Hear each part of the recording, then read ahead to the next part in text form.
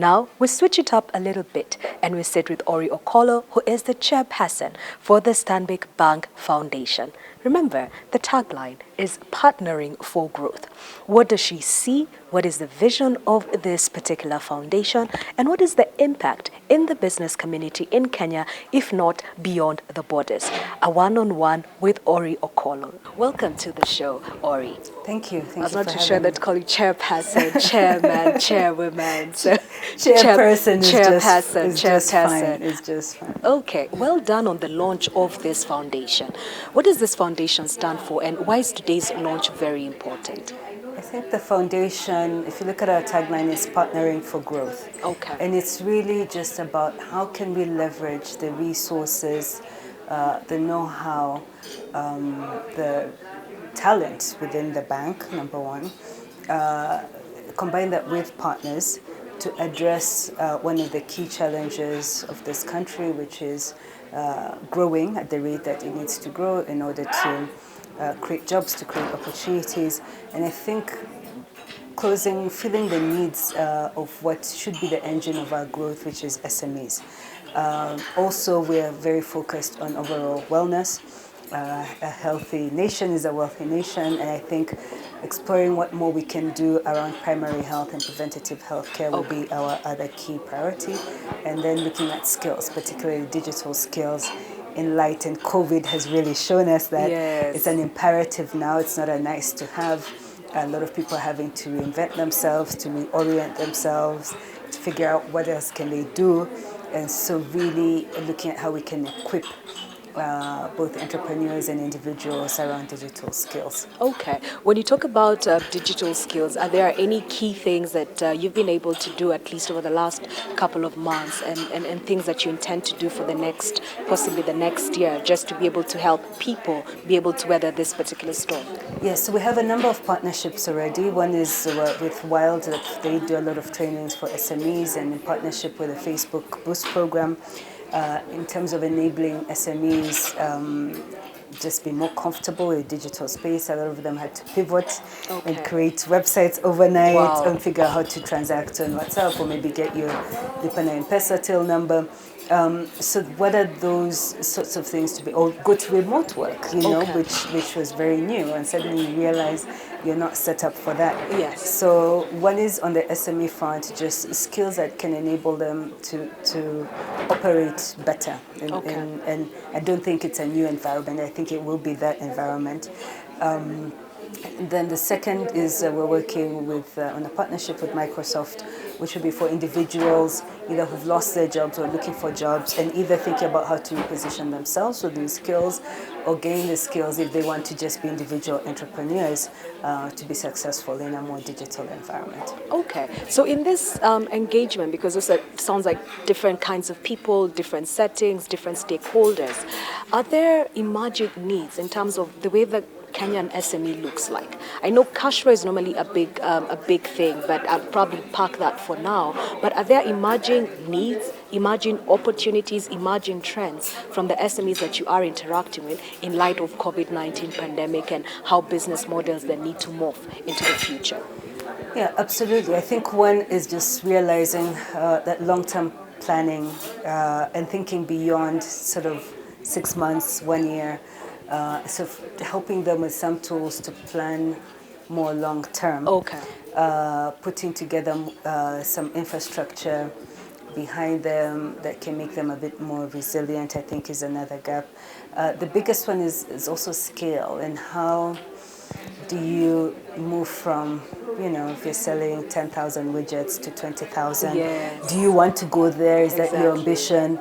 And if so, how do you move from a really small, tiny business into a bigger one? And then, just your basics, your paperwork, your resources, and where to find them. I think what we are finding also is that there's a knowledge gap. I mean, we live in such an amazing age where you can Google for everything. When I was growing up, I mean, you had to go to the library or to, I don't know.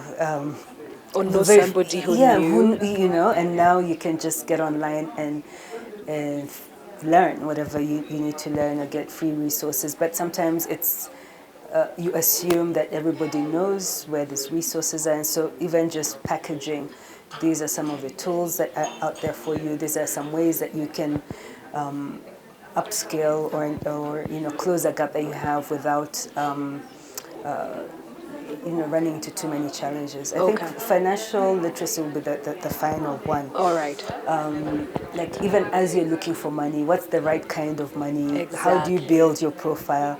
And so that's one area where we're hoping to tap into in partnership with the staff at the bank who do want to give back to conduct financial literacy classes, savings, again, planning for the future, insurance, and all of those wide range. Because like you said, most people just focus on cash. Yes, as long as it's coming in, you never think like, okay, what will happen when it just stops coming in, and how do we do this? And how do you, so I think building on financial literacy as well is something that we're seeing as an emerging need. Do you know, when I'm listening to you and I was listening to the presentations earlier, it does sound like, in a way, COVID-19 could be a silver lining, because now it's forcing everybody to focus on productivity and efficiency, because your taps can literally run dry and you don't know what to do. And then what I hear is from the foundation and from the bank, there's a lot of engagement of saying, this is how you need to know about structuring your business. And if you're going to grow, then you need to consider 1, 2, 3, 4.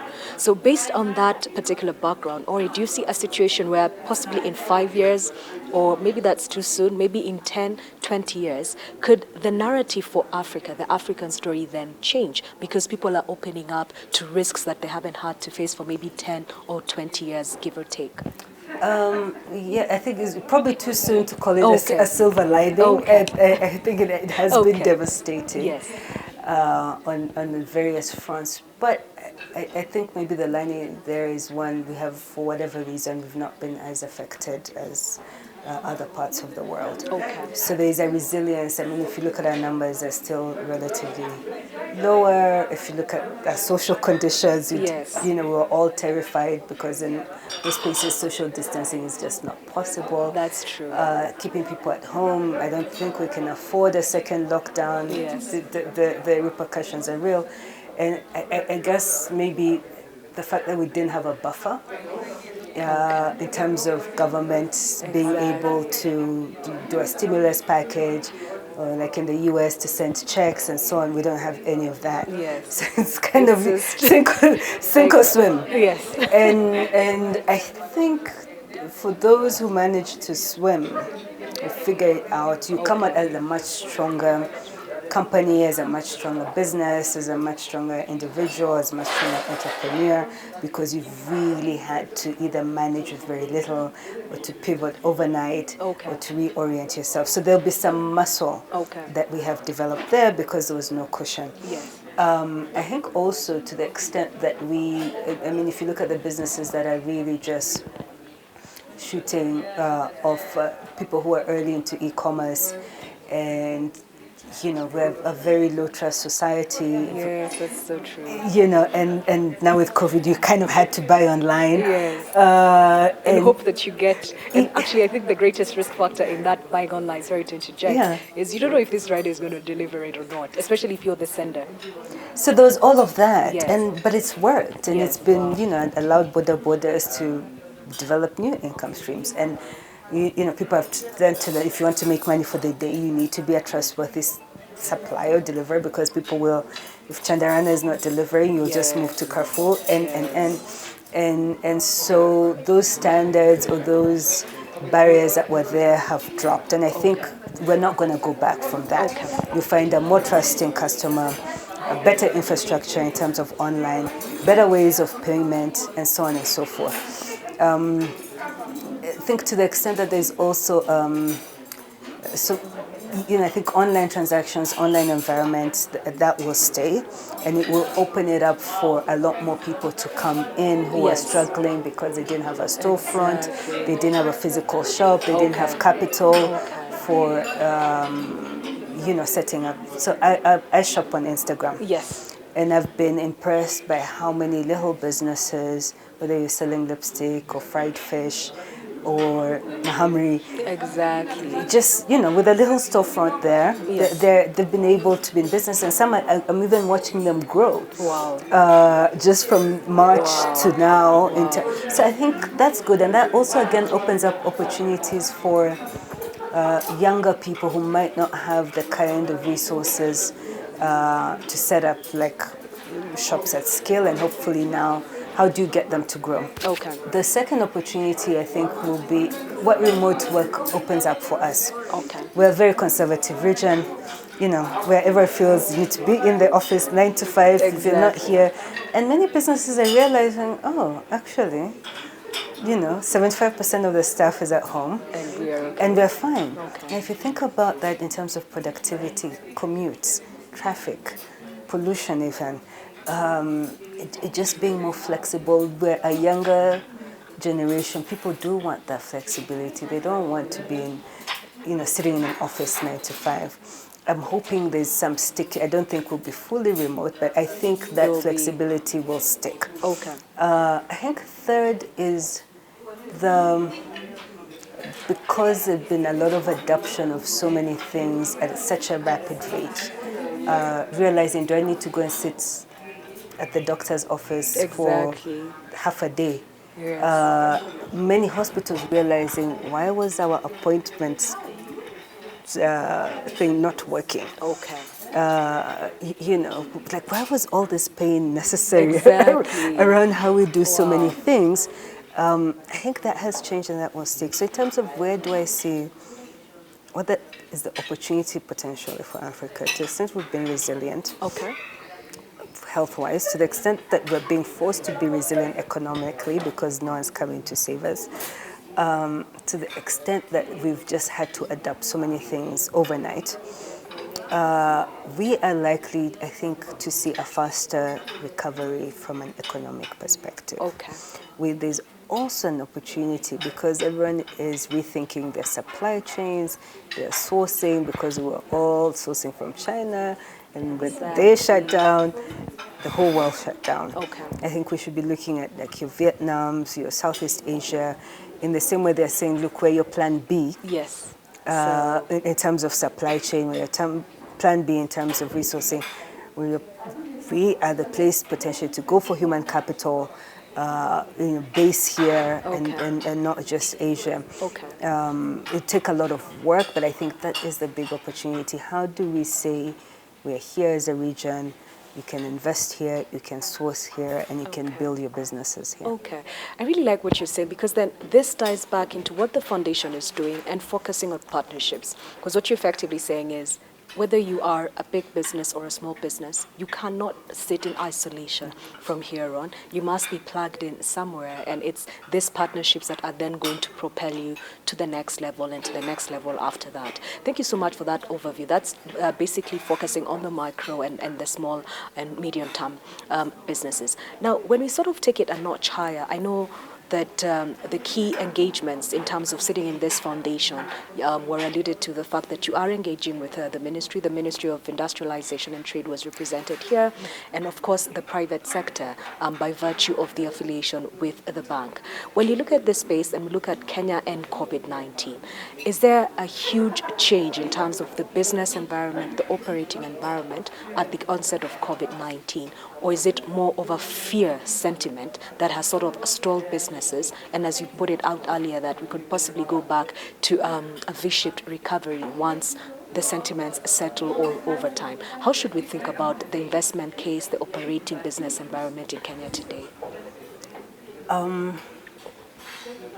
think the environment was difficult probably pre-COVID just because of challenges, whether it's the growing pressure on the fiscus, growing pressure in terms of our debt, sort of maybe some form of political uncertainty, so COVID just piled onto that. All right. But I don't think it's created an environment of fear. Perhaps it just shook everyone back to the basics. Okay. And so I do see, at least within certain pockets of the public sector, certainly with the private sector, Safaricom just came up with their results 2 days ago, which are quite strong, and just saying, okay, we need to power through this. That's true. And so fear, no. I think maybe more just like, okay, can we get back to the basics Okay. and focus? All right. Will it last? I hope it does. Okay. But I do think if it does, there is we are within the region still very strong. We have a lot of the fundamentals. Right. And if there is commitment across those different players, whether it is the public sector with government, whether it's private sector stepping up in various ways, and of course then looking at this, the more civil society and the foundation sides of things, Yes. where we are recognizing that there is an element of lifting up those who are vulnerable, those who don't have the resources, and making sure that they're not being left behind. All right. There is an opportunity. Okay. And you saw that, I think, early on in the response where everyone kind of came together and was really rallying. And it was quite unfortunate when things like the KEMSA scandal happened and so on, because we're like, we're trying. We're all trying to just, we're sacrificing. We're trying yes. to come, but I think some of that will remain. Okay. I'd like to be optimistic in terms of that coming together and making sure we get back on track in terms of growth. We keep collaborating and realizing that this is not something that any one entity can resolve, and that we really make sure that we are looking after those who are disadvantaged, more vulnerable, as well resourced, and see what we can do to bring them along as well. And that's what's exciting about the launch of this of the Stanbic Bank Kenya Foundation, because you're saying that there are vulnerable people in our midst, and we have a responsibility not only to just make profits for our shareholders, but just to ensure that our stakeholders, outside of our employees, that our community at large is in a better place. Now that this foundation has been launched, you are the chairperson for this launch. What is your hope to be able to achieve over the next 12 months? And what's the vision that you are looking at so that we can say in 1 year's time, this is our contribution to society? And then as a follow-up to that, is there an opening for the community to engage, or what's the kind of relationship to expect or to be able to look out for in the future? That's a great question. I mean, we've only been operational since April, and so having to get up and running in a virtual environment was quite the challenge, but I think Pauline and the team have done a good job. Our focus for this year, one, was just to be really clear on where do we think we can move the needle, and that is on the job creation through SMEs, the engine of growth, on preventative healthcare, and figure where we can expand them, as I mentioned, and on skills. We hope across those three pillars to touch our targets fairly robust in terms of thousands across the different pillars, to track then as people go through, particularly our SME offerings, checking back and seeing what has been useful to them, and so some form of accountability as well. So you're not just pushing out programs, but are there programs that are meaningful? So I think our other big goal is to just make sure that we refine our impact measurement metrics, and that we're accountable in terms of what we promise to deliver. I think finally we have very ambitious targets in terms of leveraging our financial resources and bringing in partnerships, as we've done with the USAID, so where we say, okay, you put $1 million, we put $1 million, and so improving the pool, which then ideally we can begin to de-risk some of these SMEs, because you don't just to be like training and then leaving them there, but there's an opportunity then to, and with the government has also announced the potential creation of this SME fund that de-risks, right? That writes that first check that the bank can just never do, but then they use that to build their profile. So I think in a year's time, we should be able then to come back and share how much we've committed in terms of financing that de-risks these SMEs, and that puts them in a position to access more institutional funding. All right. I think I have two more questions, and we can sort of end it up with the parting shot. When it comes to the government, the Ministry of Industrialization now has gotten the green light from the government in terms of the 2020 SME strategy. It's been a long time coming. Is it exciting? Does it change the narrative, or is it okay? All that we have been doing is already anchored in a document. Maybe now we expect to see a couple of policy changes in the medium term.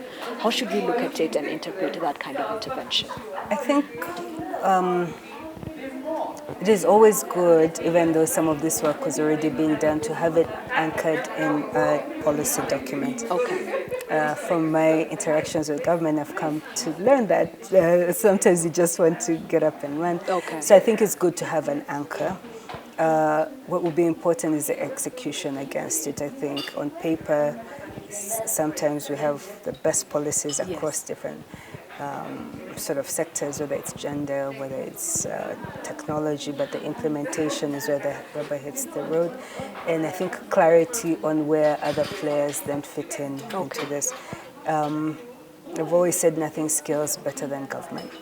And so even when it's sometimes slow or frustrating, you have to keep sort of nudging. Once it starts.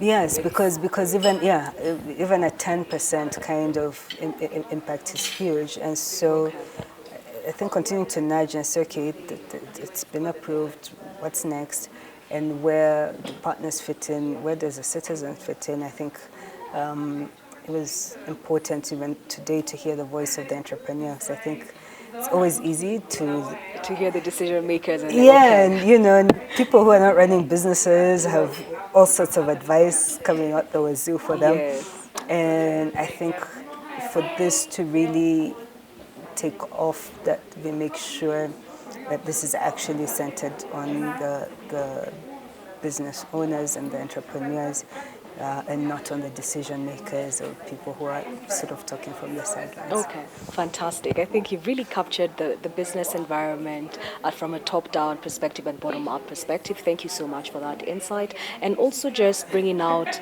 the ethos of this foundation in terms of why it was started and what it hopes to achieve, and the importance of having stakeholders, whether it's the government, civil society, or the private sector. I think as we come to the tail end, maybe you can just leave us with a parting shot. Okay, fine. COVID has happened. We are in Kenya. It hasn't been a rosy period. We don't know what's going to happen for the next 2 years because there's a lot of political bickering already ongoing. But you are an SME here. Micro SME or just a standard SME, you are the backbone of this economy. What do you do when you put your head down and you just want to make a difference for yourself, not only today, but into the medium term? Maybe you can allude to that and then you can give us your parting shot. I think if we look at one of the biggest crises the country is facing, which is unemployment. Yes. And very few opportunities for young people.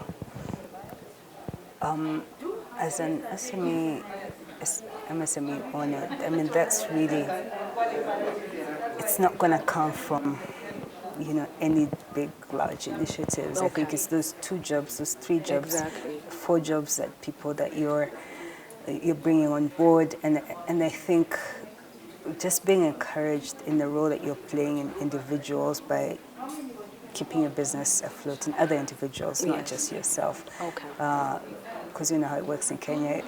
Everyone who earns a check is carrying at least 3 or 4 or 5 other people, right? Exactly. And sometimes we like to talk about big impact and GDP and where we're ranking and doing business rankings, but that's really at the heart of it, and agri. And so I think one, just to keep in mind that you are changing and impacting people by staying afloat yourself. So figure it out. You have to... So you have to figure it out. I think it is a world where more than ever there are resources out there to help you so that you're not alone in this journey. It might not always seem that way. Okay. But plugging into, there's so many different networks for entrepreneurs. There's so many even at the county level, people organizing, whether it's your circles.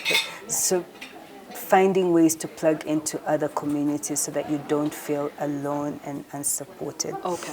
I think the third, that we are, as a country, we're such hardworking. Exactly. I mean, super resourceful, super, I'm always surprised at ways people think the hustle. About, how to make it work. And so I think my frustration sometimes is that we're let down by so many other parts that also need to work, but that is unique. And if you travel enough, you realize that doesn't happen in too many other places. Okay. And I think just drilling down into that muscle, but thinking again, how do you, to the extent that there are things that are frustrating to you as a sector, as an industry, how do you come together and organize yourselves? Because your voice always louder Okay. when you're organized. So if you see, for instance, how the small traders who are affected by the import bans Exactly. got together Yes.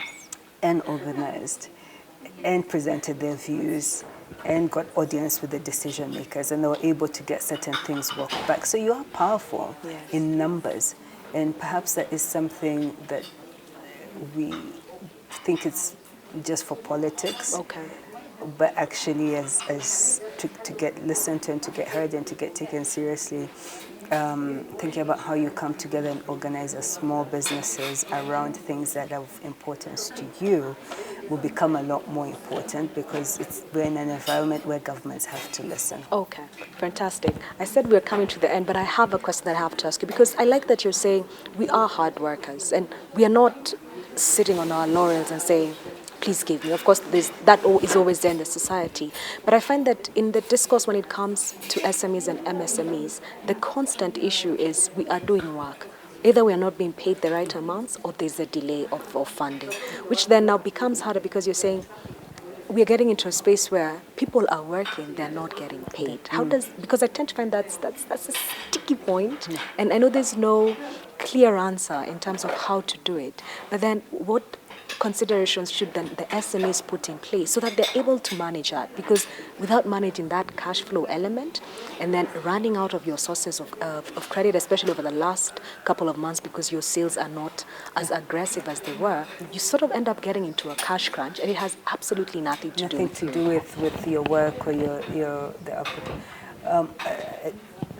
It's a tough one, Okay. because that's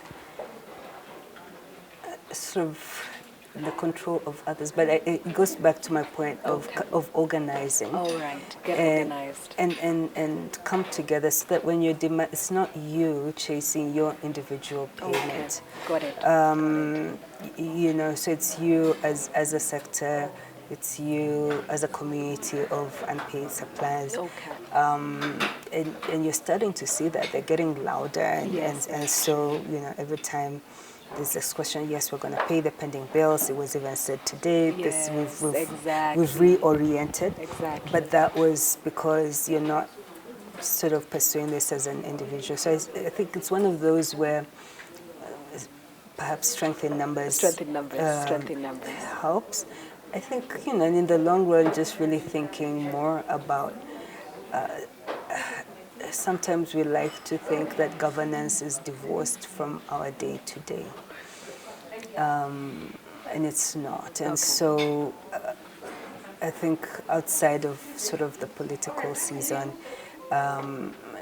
just, perhaps really thinking and understanding that some of the choices that are made that you think might not affect you really do. So that civic engagement, I think, becomes a lot more important, and it's not something for other people to do. It's something that you must just do at a personal level. Yes, we should. Understood. Thank you. That was my final question, but you can leave us with a parting shot just to end this day, and certainly congratulations to you and the Stanbic Bank of Kenya Foundation. Parting shot, I'm really excited about the opportunity that this presents to have an impact on people, leveraging both the bank's resources, the bank's people, and our partnerships and government to really, really drive the growth agenda. Okay. All right. Thank you so much for your time. That was Orio Kolo, who is the chairperson of the Stanbic Bank Kenya Foundation. It certainly is a grand day. And for us at Markets Today as well as Metropole TV, we congratulate the Stanbic Kenya Foundation team and the wider Stanbic Bank Kenya on the launch of the foundation. It's important to be able to work together, and there is absolutely a lot of strength in numbers. What have we had today? It's the time for us to tell our African story. We are telling it, but what is your story? And what are you going to say about your story in a year, in 2 years' time, in 10 years' time, if not 100 years? Second thing we have heard is that there is strength in numbers. The digitization of businesses doesn't mean you sit in isolation. It means that you get into a group so that you can be able to have strength in numbers in terms of accessing markets and also accessing opportunities to get paid considerably faster. So whether you are part of this foundation or whether you are part of any other team of people who are looking to enhance their business, then you are in the right place. Let's change the Africa narrative one story at a time. That's all from me, Mbitha Mwema. That's Markets Today on Metropole TV. See you next time.